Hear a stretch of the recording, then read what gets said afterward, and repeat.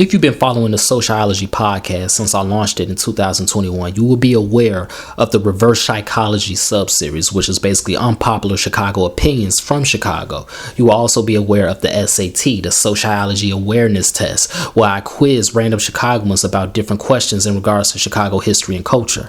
Well, this Black History Month, I'm introducing the ChicaGOATS sub-series. This is basically a Black Chicago history blitz that details and gives brief summaries of different Black Chicagoans that lived in our city and did great things in their respective careers and left a huge impact not on the city but on the entire world.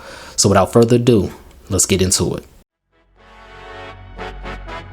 From Harold Washington to Harold's Chicken and everything in between and beyond, this is SoCHiology. Broadcasting was my major in college, and even though I never had a desire to go into the news industry, I do admire and respect the amount of labor that goes into it, regardless of what position you are in. This episode is about the Chicago CBS correspondent, Michele Clark. A Gemini born on June 2nd, 1943, Michele Clark was born in Gary, Indiana, and eventually her family will move to all-white Cicero, Illinois. This is what sparked the race riot of Cicero in 1951. Her family was the victims of that. Eventually, Michele Clark attended the University of Chicago Laboratory Schools, Grinnell College, and Roosevelt University. In 1970, she graduated from the summer program in journalism for members of minority groups, and that program was renamed the Michele Clark Fellowship Program for Minority Journalists. She graduated from Columbia University Graduate School of Journalism in 1972, and this is when she became the first Black news reporter for CBS television when she was hired at WBBM TV, which is the CBS affiliate here in Chicago. She was assigned to cover the Democratic Party presidential primaries in 1972, which was her most prominent assignment in her short career, and she was slated to become a correspondent on 60 Minutes the following year in 1973. But unfortunately, tragedy would strike. On December 8th, 1972, at the age of 29, she was on United Airlines Flight 553 at Midway Airport when it crashed. She was currently covering the Watergate scandal at the time, which was still being covered up, and there's speculation that if she had not died, she might have broken the news of the Watergate scandal first. She was identified as a star journalist at the time of her death with a promising career.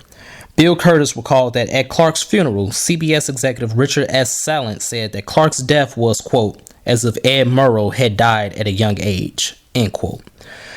Michele Clark Magnet High School on the west side of Chicago was named after her. The school was originally called Austin High School when it opened up in 1972, but was renamed 2 years later in 1974. Even though this episode is short and tragic, individuals like Michele Clark paved the way for so many Black journalists in 2024. I mean, I personally know and follow a lot of Black female journalists, and the NABJ is a huge thing now, the National Association of Black Journalists.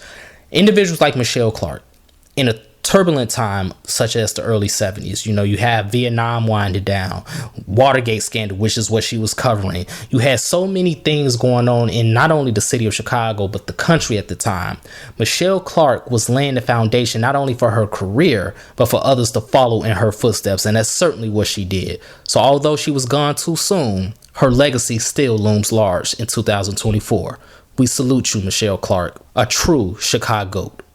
If you enjoyed this podcast, I ask for two things and I will love you forever. Number one, please engage with us on social media. So like, share, subscribe, and comment on whatever platform you're listening to it on. And number two, please make sure you pass on to a friend who will enjoy it as well.